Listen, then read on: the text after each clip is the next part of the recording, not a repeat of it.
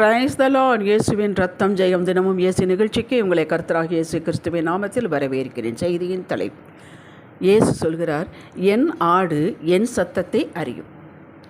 ஆதார வசனம் நீதிமொழிகள் 16:9. மனுஷனுடைய இருதயம் அவனுடைய வழியை யோசிக்கும், அவனுடைய நடைகளை உறுதிப்படுத்துகிறவரோ கர்த்தர். கிறிஸ்துவுக்குள் அன்பானவர்களே, பவுல் சொல்லுகிறார், நான் நட்டேன், அப்பல்லோ நீர் பாய்ச்சினான், தேவனே விளையச் செய்தார். 1 கொரிந்தியர் 3:6-7. நடுகிறவனாலும் ஒன்றுமில்லை, நீர் பாய்ச்சுகிறவனாலும் ஒன்றுமில்லை, விளையச் செய்கிற தேவனாலே எல்லாமாகும். நாம் எல்லாம் பக்காவாக பிளான் பண்ணி காரியத்தை ஆரம்பிக்கலாம். அதை லாபகரமானதாக ஆக்குவது, சக்ஸஸ்ஃபுல்லாக ஆக்குவது கர்த்தர் தான். பிள்ளைகள் கர்த்தரால் ஒரு சுதந்திரம், கற்பத்தின் கனி அவரால் கிடைக்கும் பலன். சங்கீதம் 127:4. தம்பதிகளுக்கு எந்த குறையும் இல்லை, ஆகிலும் குழந்தை பாக்கியம் இல்லை. குழந்தை பாக்கியம் அவரால் கிடைக்கும் பலன். இல்லைங்க, இப்போல்லாம் டெஸ்ட் டியூப் பேபி வந்து விட்டது என்கிறீர்களா?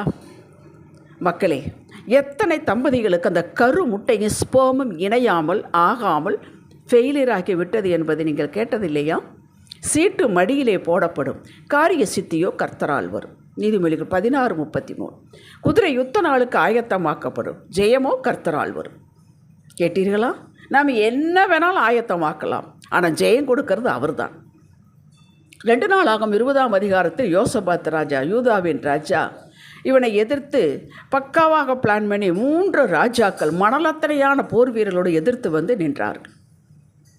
இந்த ராஜா யோசபாத் கர்த்தரிடம் வேண்டினார், இந்த யுத்தம் என்னுடையது என்றார். பாடி துதிக்கும் ஆராதனை வீரர்களை படைக்கு முன்பாக நிறுத்தினார் யோசபாத்.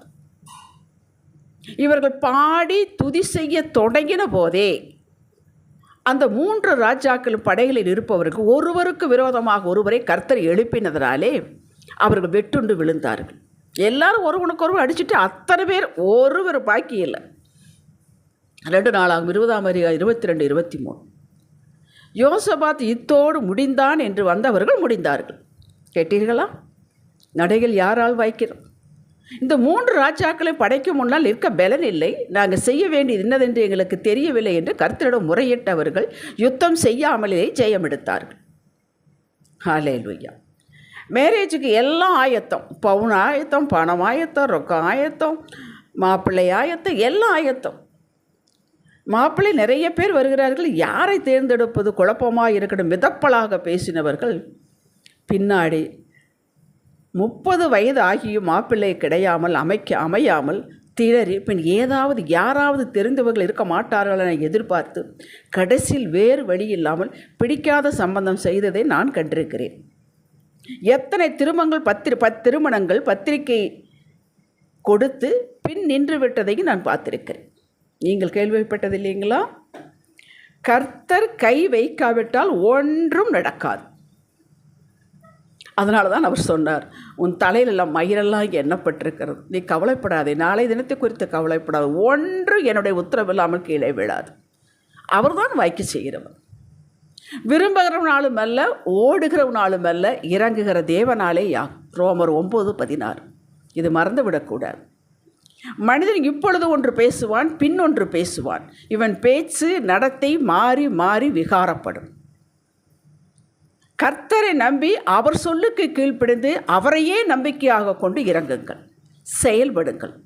இதிலும் பிரச்சனைகள் உண்டு, தடைகள் உண்டு, மனவேதனை உண்டு, அலைச்சல்கள் உண்டு, வரலாம். ஆனால் மக்களே, தோல்வி என்பதே ஆண்டவருடைய பாதையில் கிடையாது. அவர் முற்றிலும் ஜெயம் கொடுக்கிற தேவன். ஆரம்பம் அற்பமாக இருந்தாலும் முடிவு சம்பூர்ணம். ஹல்லேலூயா. இவனை மேற்கொள்வோம், உயிரோடு விழுங்குவது போல விழுங்குவோம். இனி இவன் இடத்தில் பிஸ்னஸ் பண்ண முடியாது, குடியிருக்க முடியாது, வீடு கட்ட முடியாது, நிலவாங்க முடியாது என்று கர்த்தரின் பிள்ளைகளுக்கு எதிராக கொக்கரித்தவர்களை இருக்கிற இடமே தெரியாமல் ஆக்கிவிட்டார். அவர்கள் பிளான் பண்ணி எல்லாம் செய்தார்கள், வாய்க்கிலேயே. அதனால தான் சொன்னார், உனக்கு விரோதமாக உருவாக்கப்படும் ஆயுதங்கள் வாய்க்காதே போகும் என்றார். அவன் உருவாக்கலாம் ஆயுதங்களை எல்லாம், ஒன்று கூட வாய்க்க விடமாட்டேன் என்றார். அவர்களை தேடினாலும் காணாமற் போய்விட்டார்கள். இவைகளையெல்லாம் கணக்கில் கொண்டுதான் எரேமியா இப்படி சொல்கிறான், கர்த்தாவே, மனுஷனுடைய வழி அவனாலே ஆகிறது இல்லவென்றும் தன் நடைகளை நடத்துவது நடக்கிறவனாலே ஆகிறது இல்லவென்றும் அறிவேன். கேட்டீர்களா? எரேமியா 10:23. நம்முடைய நடைகளை எப்படி உறுதிப்படுத்துகிறார்? கர்த்தர் இல்லாமல் நம்மால் ஒன்றும் ஒரு இன்ச்சு கூட நகர்த்த முடியாது என்பதை அனுபவ பாகமாக நமக்கு மாற்றி தருகிறார். இதை கற்றுக் கொடுக்கிறார். சும்மா நம்ம ஏசி ரூம் போட்டு சர்ச்சில் ஏசி போட்டு புல்பெட்டில் இருந்து சொன்னால் நமக்கு அது எடுபடுறதில்லை. வெயில் வைத்து அக்கினியில் வைத்து அவமானத்தில் வச்சு சொல்லும் பொழுது அது அனுபவ பாடமாக மாற்றி தருகிறார். அப்படி சொல்லிக் கொடுக்கும்போது நம்ம ஏற்றுக்கொள்வது சிரமமாக இருக்கிறது. பின் நம்ம அப்படியே விட்டு விடாமல் கீழே இருந்து தூக்கி எடுக்கிறார், கற்றுக் கொடுக்கிறார். கற்றுக் கொடுத்து விட்டு நீயே பிழைத்துக்கோ என்று போவதில்லை, நடையை வாக்கி செய்கிறார். பின் அடிகளை உறுதிப்படுத்துகிறார். சங்கீதம் 40:2. எப்படி? இப்படித்தான் நடக்க வேண்டும், வாழ வேண்டும், ஆண்டவரை முதன்மைக்கு முக்கியமாக நிறுத்த வேண்டும் என்று எத்தனை முறை சொன்னாலும் நமக்கு அது சற்று ஏறுவது இல்லை. ஆனால் அனுபவமாக வரும்போது அது பிடித்து கொள்ளுகிறோம். எடுத்தேன் கவிழ்த்தேன் என்று செயல்படக்கூடாது. மனிதர்களை நம்பி இறங்கக்கூடாது. மனிதர்களை மூலமாகத்தான் கர்த்தர் செய்வார். ஆனால் அவர் செய்யும் பொழுது அது சரியாக இருக்கும். அவர் சொன்ன பிறகு, அவர் கை காட்டின பிறகு அந்த மனிதர்களோட ஃபோனில் தொடர்பு பண்ணலாம். அவரே மனிதர்கள் மூலமாக செய்து முடித்து உறுதிப்படுத்துவார். லூக்கா 15:13 பாருங்கள். அந்த இளையகுமாரன் உங்களுக்கு தெரியும், எல்லா சொத்துக்களை எனக்கு பிரித்து கொடு என்று வாங்கி கொண்டான். வாங்கினதை எல்லாவற்றையும் திரட்டி கொண்டு தூர தேசத்துக்கு போயிட்டேன். இனி நமக்கு இந்த வீட்டுக்கு சம்மந்தமே இல்லை, நமக்கு தான் இவ்வளோ சொத்து கையில் இருக்குதுன்னு போயிட்டான். போய் துன்மார்க்கமாக செலவு பண்ணி எல்லாம் போயிடுச்சு. இவன் போன இடத்துல பஞ்சமும் வந்துடுச்சு. வேறு வழி இல்லை. அதெல்லாம் உங்களுக்கு தெரியும். ஒரு குடியானன் வீட்டுக்கு போனான், அவன் பன்றி மேய்க்க சொன்னான். அந்த பன்னிக்கு போடுற தவிடு கூட இவனுக்கு கிடைக்கல. அப்போ தான் புத்தி வந்தது. இவன் நினச்சது நடந்துதா, இவன் பிளான் பண்ண நடந்துதா, அதே வீட்டுக்கு திரும்பி வந்தான். கேட்டீர்களா? சங்கீதம் 37:23 சொல்லுது, நல்ல மனுஷனுடைய நடைகள் மேல் கர்த்தர் பிரியமாக இருக்கிறார் என்று. நல்ல மனுஷன் யார்? அவருடைய வழிகளில் நடக்கிறவன் தான் நல்ல மனுஷன். நாம் சொல்கிறோமே அதெல்லாம் நல்ல மனுஷன். கர்த்தருக்கு பயந்து நடக்கிறவன் நல்ல மனுஷன். அவருடைய சித்தத்தில் இருக்கிறவன் தான் நல்ல மனுஷன். அதனால் அவனுடைய நடைகள் மேல் பிரியமாக இருக்கிறார் என்றால் என்ன? அவன் செய்யக்கூடிய காரியங்கள், பிளான் பண்ணக்கூடிய அவர் பிரியமாக இருக்கிறார். ஓகே பண்ணுப்பா, நான் உனக்கு உதவி செய்கிறேன் என்று வேதத்துள்ள சாட்சிகளை காட்டுகிறார். என்றும் மாறாதவர் இப்படித்தான் நடைகளை உறுதிப்படுத்துவார் என்பதை கற்றுக் கொடுக்கிறார். அவர் தமது வழி, அவருடைய வழி நேர்வழி, செமையான வழி, ஞான மார்க்கம் வேதத்தின் மூலம் நமக்கு கற்றுக் கொடுத்து, சாட்சியின் மூலம் நமக்கு கற்றுக் கொடுத்து, நீ அவைகளை நடக்கும்போது உன் நடைகளுக்கு இடுக்கண் உண்டாவதில்லை, நீ அவைகளை ஓடினாலும் விடர மாட்டாய் என்று நம்மளை பார்த்து சொல்லுகிறார். நீதிமொழிகள் 4:12. அவருடைய பாதையில், அவர் காட்டும் வழியில் நாம் நடந்தால் அதில் இடுக்கண் இல்லை, சிரமம் வருவதில்லை. வந்தால் அவர் பார்த்துக்கொள்ளார். அவர் தானே போக சொன்னார்.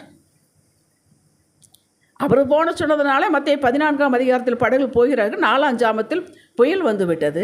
அவரே தண்ணீர் நடந்து வந்தாரே, ஏனென்றால் அவர் தானே போய் சொன்னார். கூப்பிடவே இல்லை, நாம தானே போய் சொன்னேன், வந்து விட்டார் அல்லவா. பெசுவதில்லை. கெம்பீர நடையாக நம் நடை இருக்கும், ராஜ நடையாக இருக்கும். எவனுக்கு நாம் தலைகுனை வேண்டிய அவசியம் இல்லை. நீதிமொழிகள் 20:24. கர்த்தரால் தான் நடைகள் வாய்க்கும், கைகூடி வரும் காரியங்கள், கைகூடி வரும், வெற்றி கிடைக்கும். லூக்கா 5:6 உங்களுக்கெல்லாம் தெரிஞ்சது தான். ஏசப்பா எல்லாருக்கும் உபதேசம் பண்ணுகிறார். நைட்டெல்லாம் அவங்க வலை போட்டு ஒன்றுமே கிடைக்கல, பேதுருடைய சகாக்களும். அப்பா கொஞ்சம் தள்ளிட்டு போய் ஆழத்தில் போடுகிற, பகலாயிருச்சு. எல்லோரும் மீன் நைட்டில் தானே பிடிப்பாங்க. நாங்கள் இதுவரையும் பிரயாசப்பட்டு ஒன்றுமே கிடைக்கவில்லைங்கிற. அவன் மீன் பிடிக்கல கைதேர்ந்தவர்கள், மீனவர்கள்.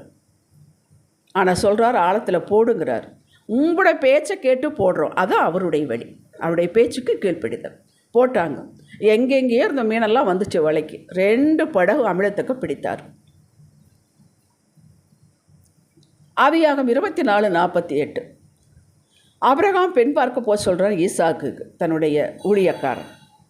அவன் புறப்படுகிறான். 10 ஒட்டகங்களில் நிறைய ஏற்றிட்டு புறப்படுறான். இதுவரை அந்த ஊருக்கு அவன் போனதே இல்லை. என்னுடைய இனத்தில் போய் எடுன்ட்டார். ஊருக்கு போயிட்டான். அந்த ஊர் புதுசு, மக்கள் புதுசு, ஒன்றுமே தெரியாது. ஆனால் ஒரு ஜெபம் பண்ணுறான்.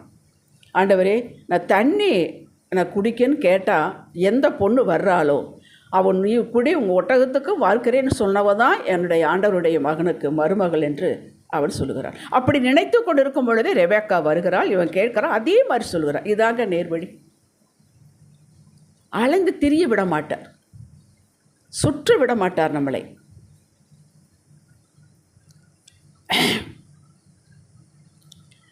எத்தனையோ பிளான்கள் நம்ம வைத்திருக்கலாம். பிளான் பண்ணது தவறில்லை, பண்ணலாம், பண்ண வேண்டும். அத்தனையும் ஒரு பாதபடியில் வைக்க வேண்டும். அதுதான் முழுமையாக அவரிடம் ஒப்பு கொடுக்க வேண்டும்.